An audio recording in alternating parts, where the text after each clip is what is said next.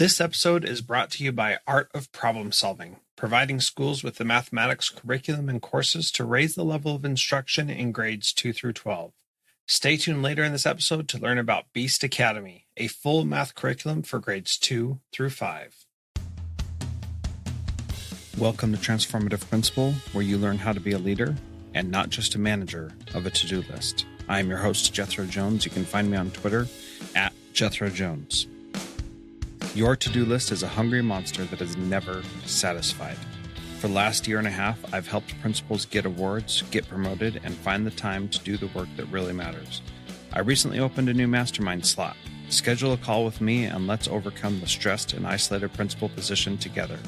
Go to the show notes for this episode at transformativeprincipal.org and click Schedule a Call with Jethro. Welcome to Transformative Principal. I am super excited to have Michael Horn back on the program. About 100 episodes ago, he was on and we talked about his work with the book Blended and Disrupting Class. And now we're going to be talking about his new book coming out called Choosing College. Michael, welcome to Transformative Principal again. Thanks so much for having me back. I'm glad I didn't scare you off the first time. No kidding. Well, I've been subscribed to your newsletter since a little bit before we last did our interview, and I just love all of the content that you put out, and there's so much for us to talk about. But I want to start by talking about your new book. I'm currently a principal by day, and then early morning I teach church stuff for high school students, and it's really awesome. And in that, I'm talking to a lot of kids who are juniors and seniors and trying to figure out what they're going to do for college. So they're in the process of making those decisions. And let me tell you, they have no idea what they're doing. And so I want to talk to you, especially to be able to talk about that and to support them. But let's talk about some of the things that you've mentioned in your newsletter, especially over the past few weeks, that there are so many stats about college that are just appalling. People not finishing, people dropping out, so much debt. Why do we still support this idea of having to go to college and get a degree?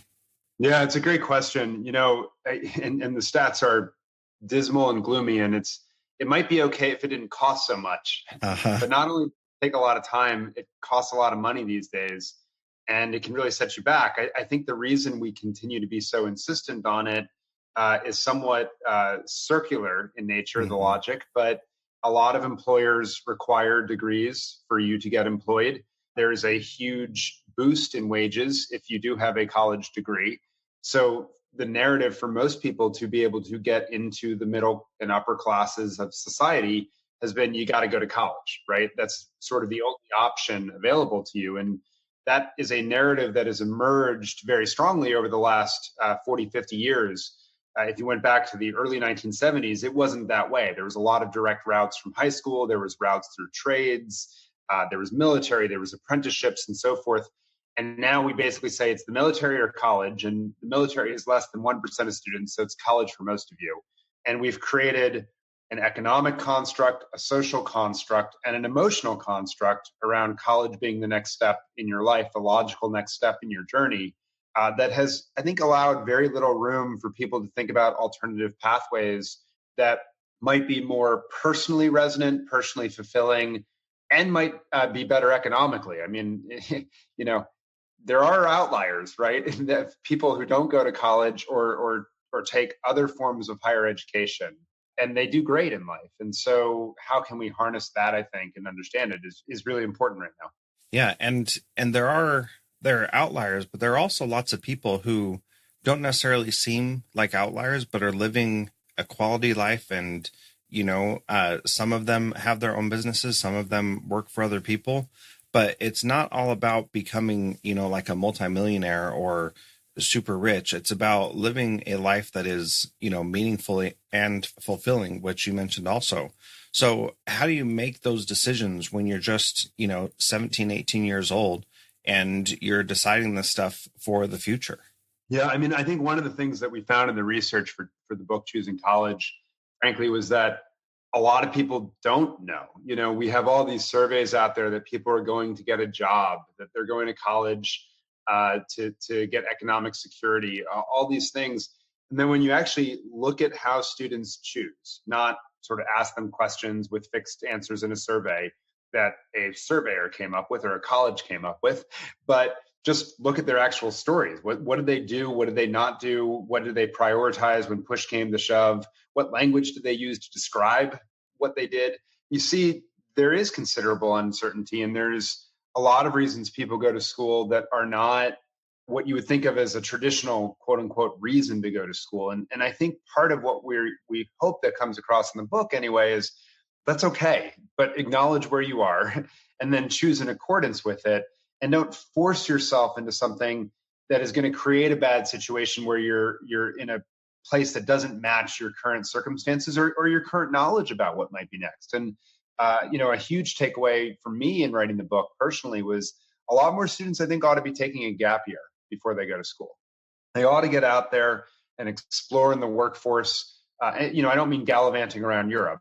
They ought to be trying out different jobs, doing a coding boot camp, doing an online course, earning money just to see, hey, I like this. I don't like that. Okay, if I like this, what other pathways maybe should I explore? Just so you can get a sense, what really is your passion? What is your purpose? Why are you here? And then start to make better and better decisions that way. And my co-author, Bob, said if he had to do it again, he would have just started a business from the get-go and said, what do I like about it and whatnot, and been an entrepreneur. And I suspect that's not for everyone, but it's a good way, I think, to learn a lot about yourself by developing conviction around a problem that you're trying to solve for other people, building a solution to do it and saying, hey, which parts of this do I like? I know for me in high school, working on the newspaper was incredibly formative because I learned not only did I tolerate writing, I actually loved working with other people on a product that we could all work together on and managing people. And for the first part of my career, that was a really important piece of who I was. Yeah. That's really important that you talk about that gap year. I know a college freshman right now who said that he is essentially using his freshman year of college to take as many different classes as he can to figure out what kind of stuff he likes. And so that's a different way of taking a gap year. And I suspect many people will go to college and don't have an idea of what they really want to do. I know I changed my major numerous times away from education and then went back to education again and again because I felt I had a calling that I felt like what I wanted to do was teach people. And I thought the only way to do that was to become a teacher. And boy, how wrong was I about that, right? And so yeah, I think that the gap year is really important. And had I personally taken some of that time, I think that I may have been able to find other interests that fueled me a little bit more. One of the challenges, though, that we see is that if you do go to college and don't have an idea of what you're going to do, there's this idea of, okay, if I go to this particular college, I will have this kind of outcome. And nobody can really guarantee any of those outcomes. And it's similar to the problems that we face in K-12 education. We think, when we have these standards or whatever, that everybody's going to end up in this certain place. And that's just not the case. So how do colleges and schools work on like quality assurance and making sure that it's something that they can say, this is what you're actually getting when you come to the school? That's a very good question. Not one that I get often. So it's interesting because value, which is fundamentally what you're talking about, what's the value I'm going to get from this experience? It can only be defined in relation to the purpose that you bring to something. Why are you going and what's the outcome you hope for? And does the experience fulfill that outcome? And so value is something very difficult, I think, to communicate unless you start with an understanding of why someone is going and the context that they are in.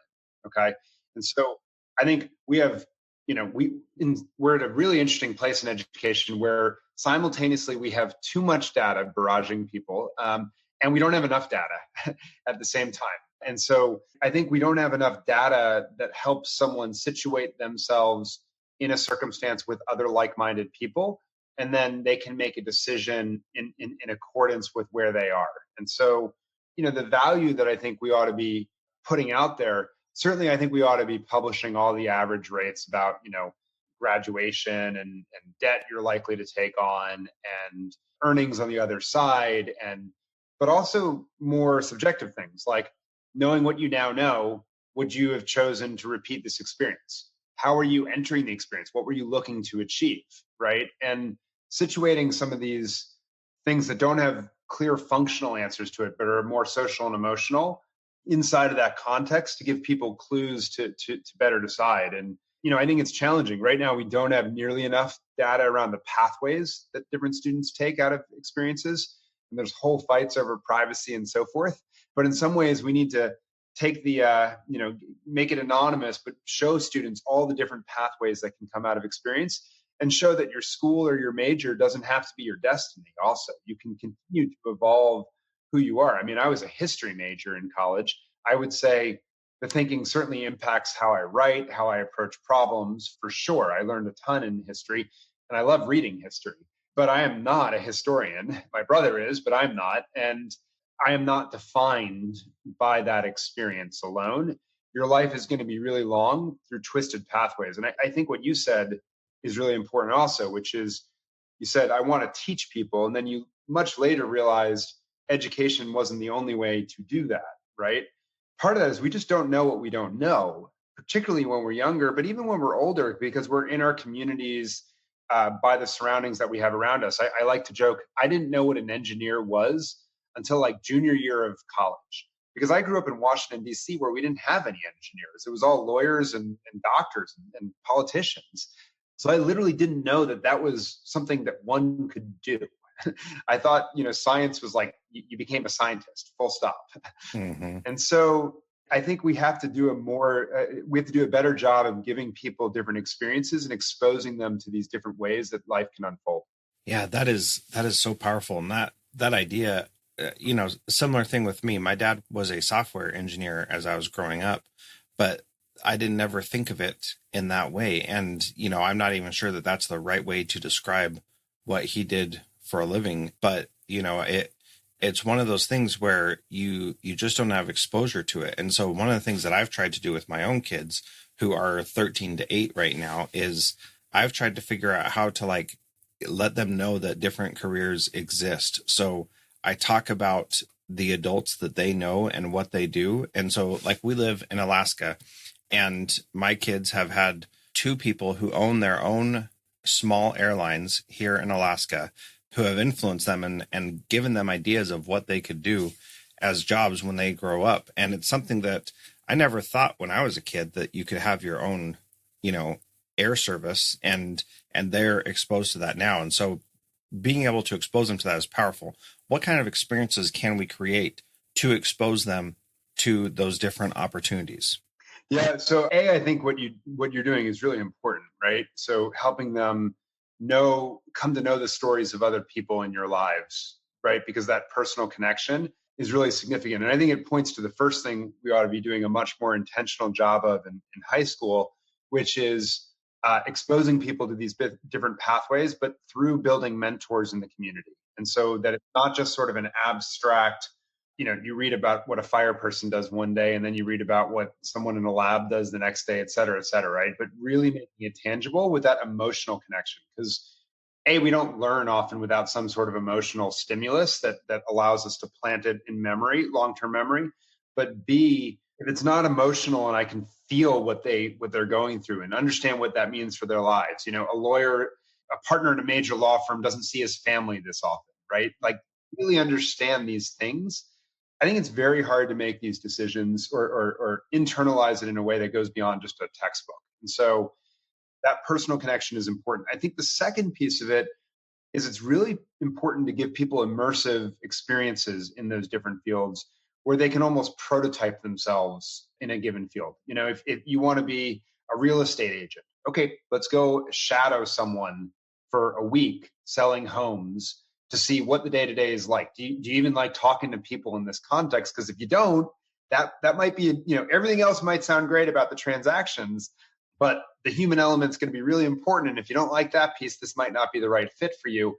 Wow, okay, so what was it? And then it allows us to ask questions, right? What was it about real estate that you thought was going to excite you? Oh, it was the transactions. Here are 20 other industries that have similar types of buy and sell transactions. Let's explore those, right? And then let's prototype yourself through them in immersive experiences that allow you to say, yeah, this actually does sit with me, or no, it doesn't. And in each stage, you're asking, I want more of that. I like more of that.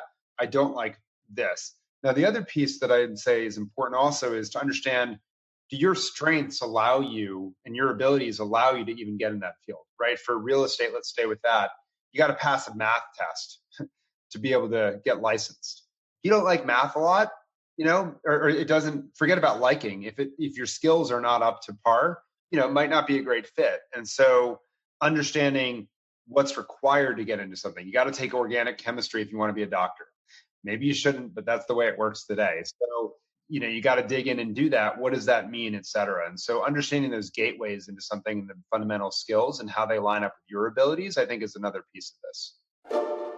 I am really excited this year, again, to be a media partner for the Conrad Challenge. You can learn more about that at conradchallenge.org.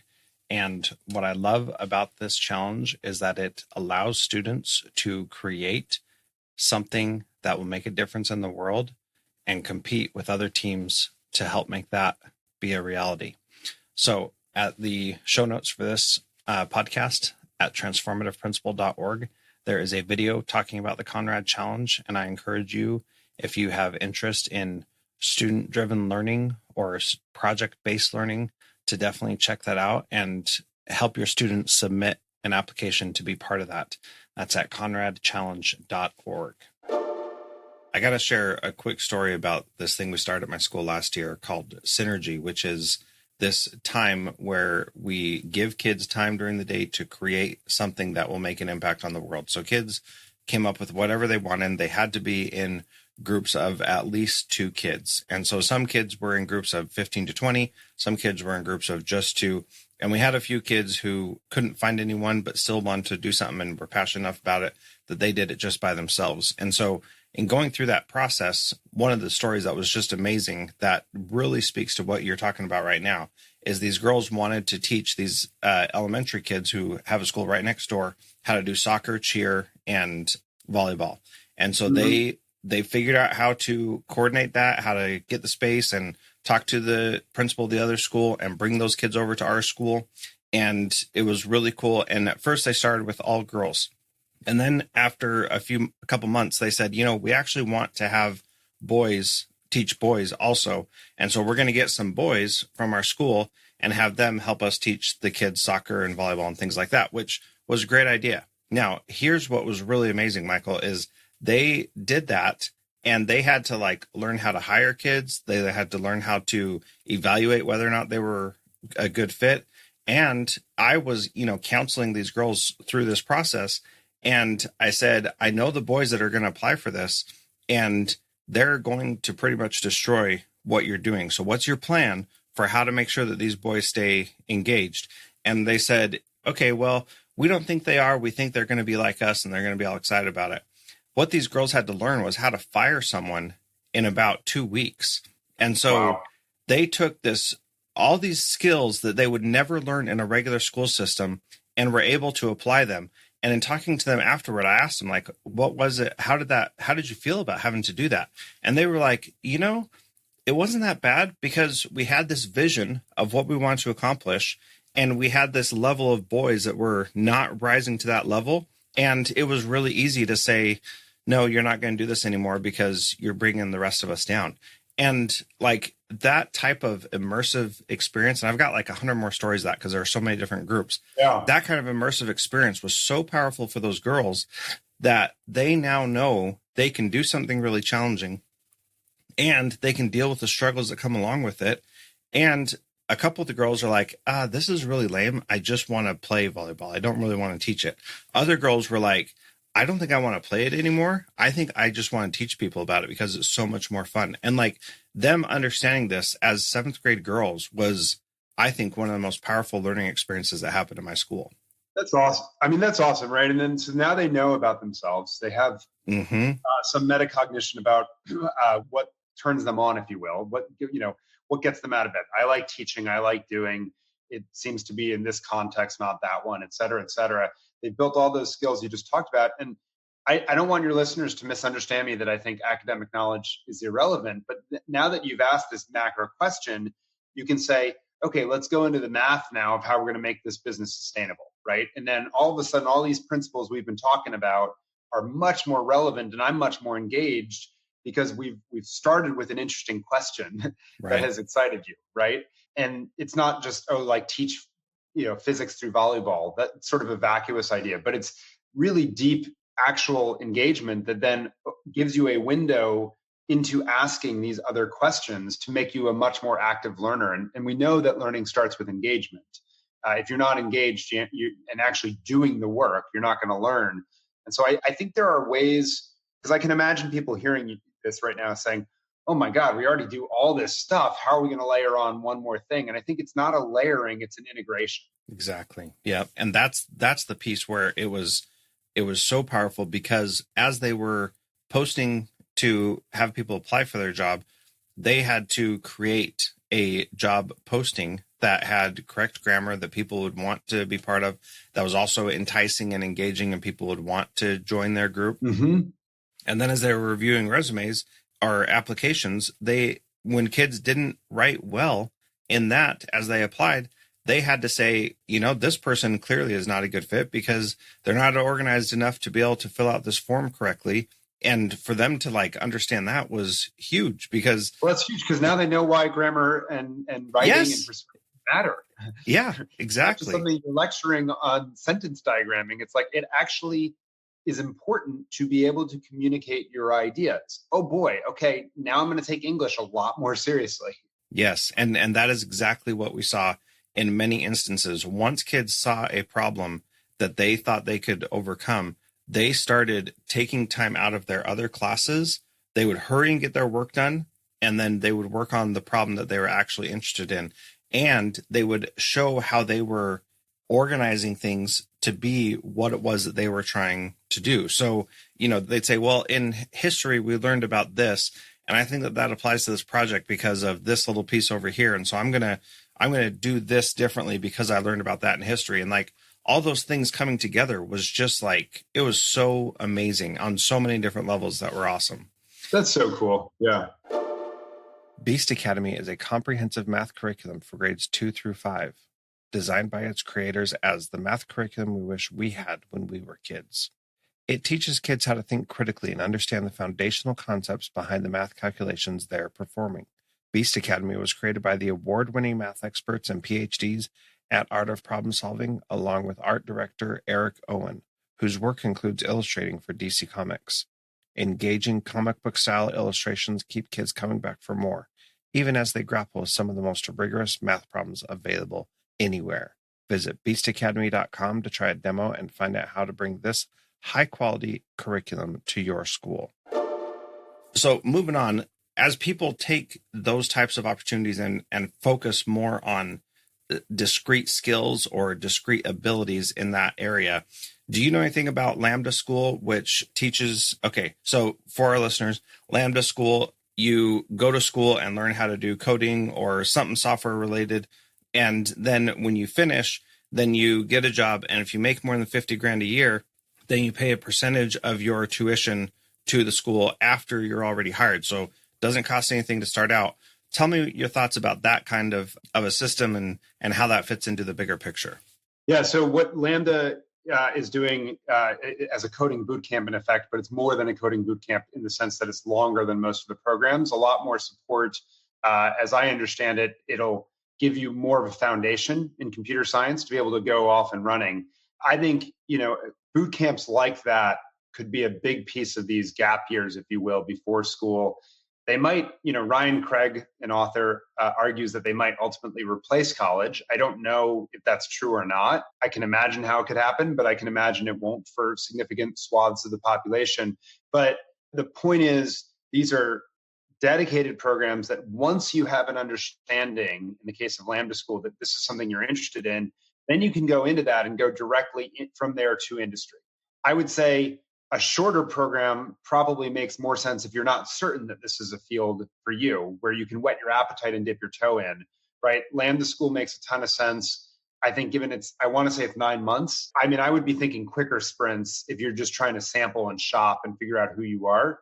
But if you said, yeah, this is something I want to do, I want to be coder, great. Lambda School is a great way, I think, to get into that industry, build your foundation, then go from there.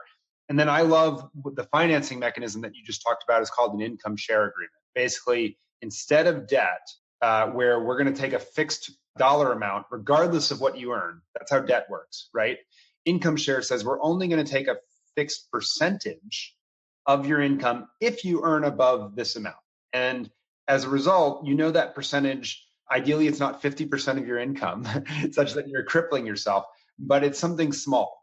Lambda's a little higher than I think several of the other ones are. They're at 17%, I want to say, over 2 years. People should check this, though, not take my word for it. But it's a short burst of a couple years of your earnings, 17%, I think in their case. So ahead of time, hey, if I make $100,000, 17K of that is going to go to Lambda school over 2 years, right? And then that's how they finance it. They get the 34K in the back end. But you, as an individual, you're protected. If you don't get a good job, if it doesn't work out for you, if you decide midway through the program, I hate coding, this is not what I want to do, you don't pay a dime.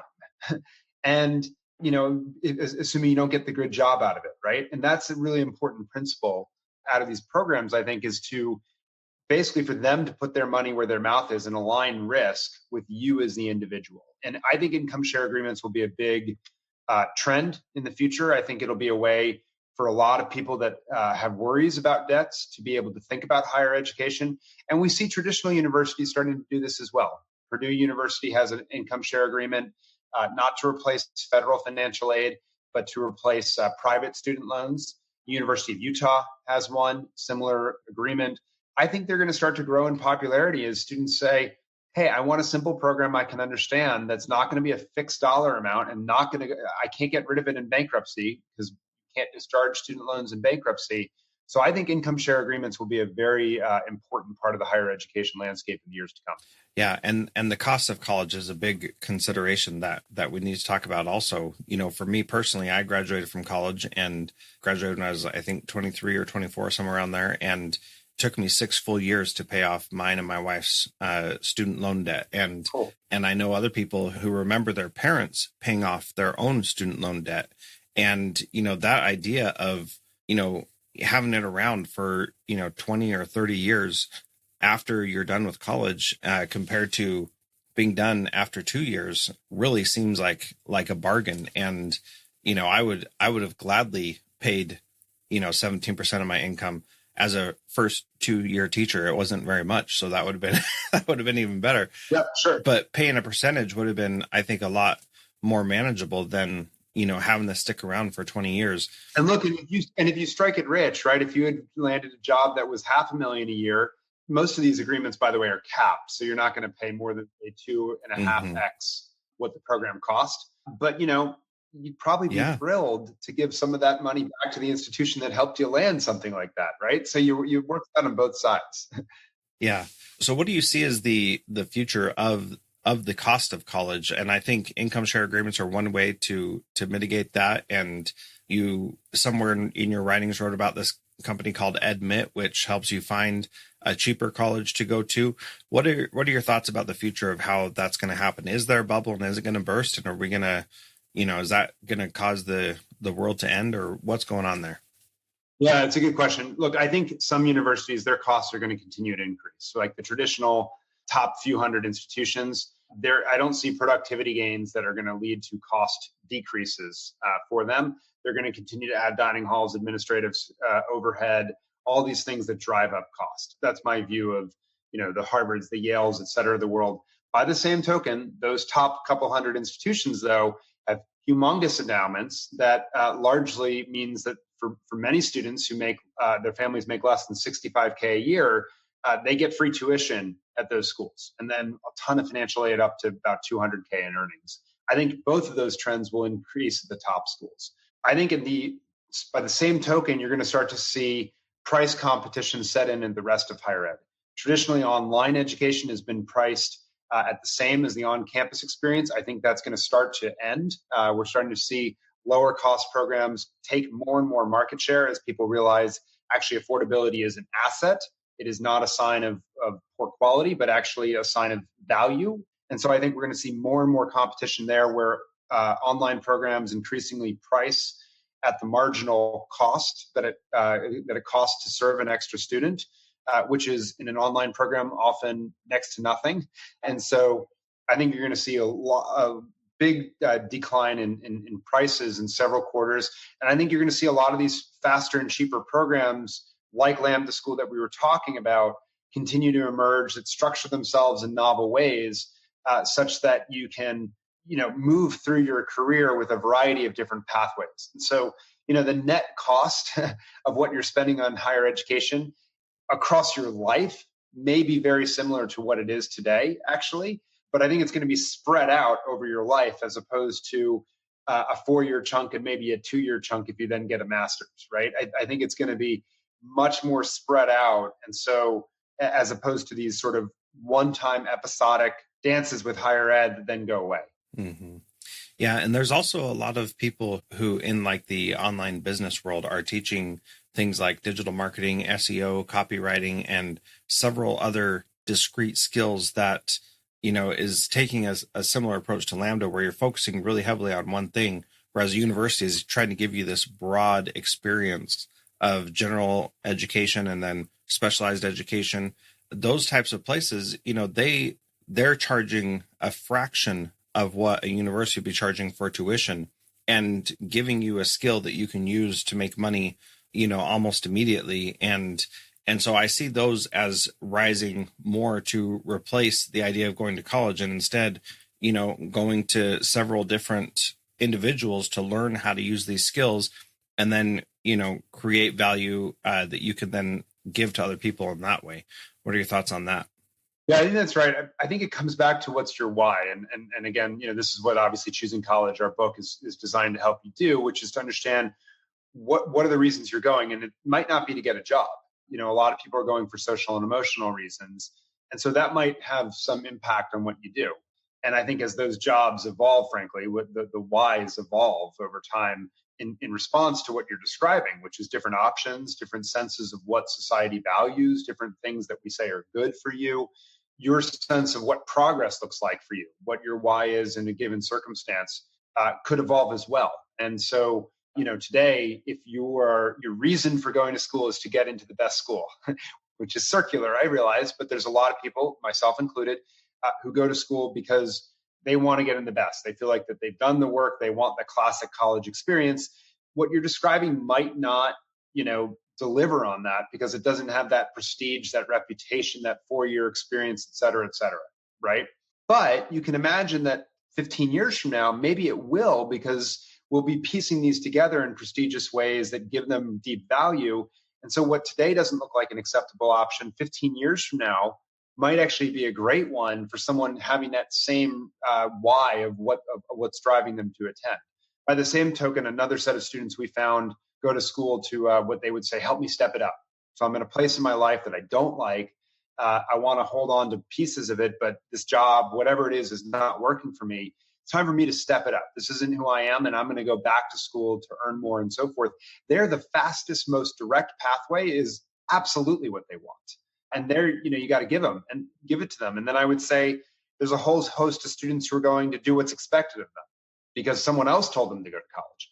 Well, turns out that's not a very good reason to go to college, and it doesn't work out very well. And so for those students, we ought to be figuring out how to help their parents or the educators or whoever it is around them, their peers that are causing them to have this mindset that I have to go to college even though I'm not excited, to think through what are your other options? How do we broaden what you could do next to learn more about life and yourself, and then chart a path from there.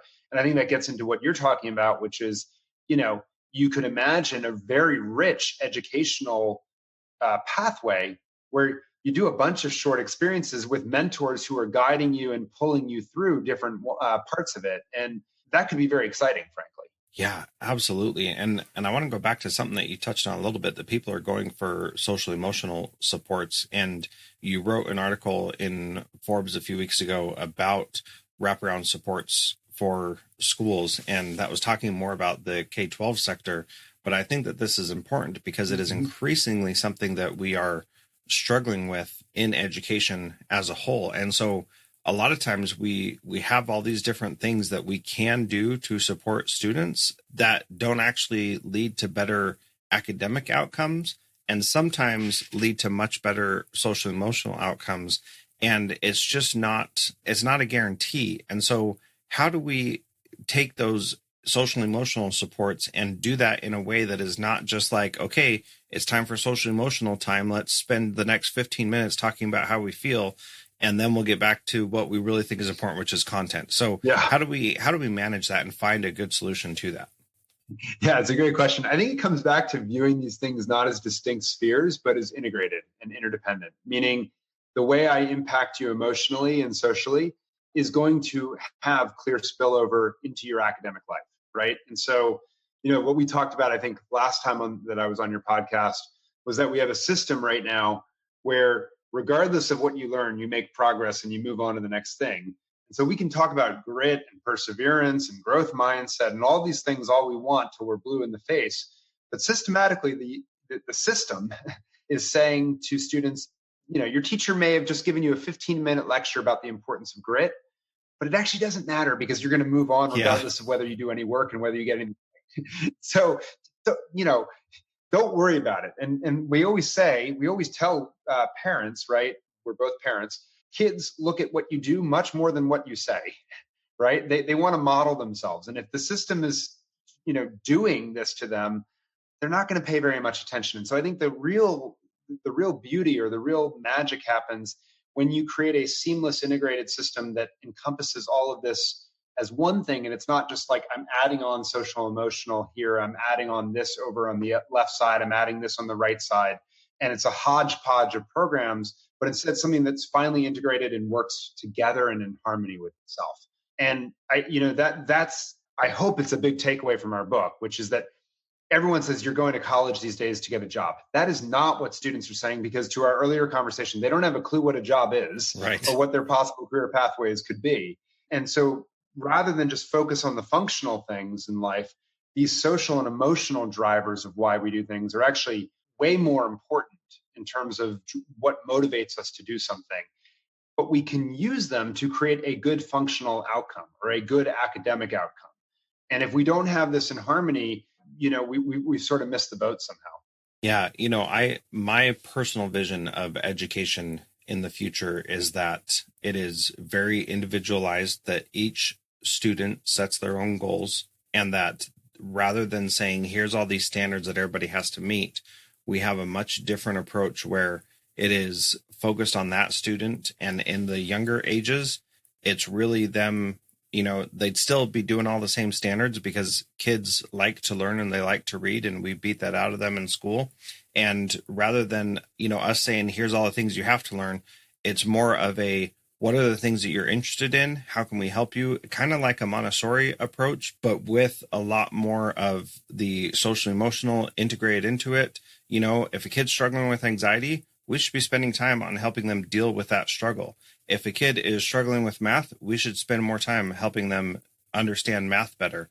So it's like Montessori in that the kids are guiding it, but it's also, like our traditional system where we're saying these are the things you need to learn. And, I don't know exactly how to do that, but the integrated approach is what I have seen every time that I've had meaningful experiences with students in schools. It's about it being integrated and not a one-off, here's this additional thing that we're adding on. So I think that's really powerful. Yeah, I love the way you just said that marriage of the two. I'm where I am right now with 2 5-year-olds who are entering a Montessori program actually this year. Cool. And I'm looking at the public schools, and I wish they actually would do exactly what you just said, which is blend these things, because there's much to love about that personalized approach. But when you're young, you do need direction from teachers and helping you make sure you get exposure to foundational material that can allow you to broaden and expand and so forth. So from my perspective, standards are a really good thing to help us understand what you need to know and do, but they shouldn't guide everyone that they do that on the exact same day or way and so forth, right? Yep. So, and that as you get older, I would say we give more and more release to allow you to follow different pathways, right? When you're in high school, by the time you're in high school, I think at that point, students should be able to have a lot more choice over what subjects that they do want to interest in, and maybe they won't do every standard, right? That we said that they need to do, right? I'm not sure everyone needs calculus, or I guess that's not a standard, but algebra 2. I'm not sure everyone needs that. But if we didn't give them the foundation of math in the beginning, that would be a crime, I think, because we then have deprived them of the opportunity to even have that meaningful choice. But that personalization, I think, within, is incredibly important. And I like the way you say it as well, which is if someone's sailing in math and having no problem, but anxiety is really, troubling them, that's where we gotta, let's support, let's play to your strengths and support you in your weaknesses, right? And figure out who's the best you, as opposed to like hammering you for, being bad at a certain thing and trying, let's make sure we support you as a learner and as a person. Yeah, boy, that has just, I'm hopeful that we can get there, but I'm also fearful that it's such a huge ship to move that we're never going to get there for every child. And that's what I think every child really needs. So the last question that I asked, Michael, I asked you this last time. And the question is what can a principal do this week to be a transformative leader like you? It's kind of you to say I'm a transformative leader. I'm doing my best, but I think principals ought to step back. We've had I'm going to talk to high school principals for a moment in this, which is we've had such a focus, I think, over the last 20 years on reading, writing, math, that we've narrowed the curriculum in a lot of ways. We've doubled up on reading and writing. Which I think is actually bad for reading and writing. I think it's better when you're broad.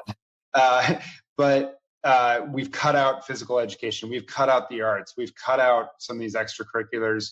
And I think principals should step back and say, next year, as I enter the year, how do I more thoughtfully integrate a variety of experiences so students not only learn the foundational standards, which I'm not advocating that we don't do that. I think they're important, but that we learn those and that they learn about who they are. Because what jumped out loud and clear to me from the research we did is that students are unable to answer that question by and large today. And it's not that they have to know exactly what they're going to do 20 years from now. That's not what I'm saying. But they should have a better sense of who I am as a person, what's my purpose today, and passions that I am building, right? And I think a lot of people, passions are something that they do to look good for college, as opposed to something that they're actually passionate about. And how do I help people build those intrinsic qualities? And that's what a principal ought to ask to be able to strategically position the school to tackle that in the year to come. Yeah. Wow. I think that's great. And if you can integrate more authentic experiences for your students, I think that you're going to have great success with that. Thank you again for coming on the show. If you are listening and want to learn more about Michael, you can go to michaelbhorn.com. His book, Choosing College, is coming out right away. And so by the time you listen to this, it's probably been out. So make sure you get that, and you can get that at the website, or you can go to Amazon and get it there. There's also links in the show notes at transformativeprincipal.org. Thank you again, Michael, for being part of Transformative Principal. Thanks for having me. Thank you to our sponsor, Art of Problem Solving. Did you know that the award-winning students at competitions like International Math Olympiad and Math Counts routinely prepare by taking courses from Art of Problem Solving? Learn more about how to bring this rigorous, deeply engaging math curriculum to your school or district by visiting artofproblemsolving.com.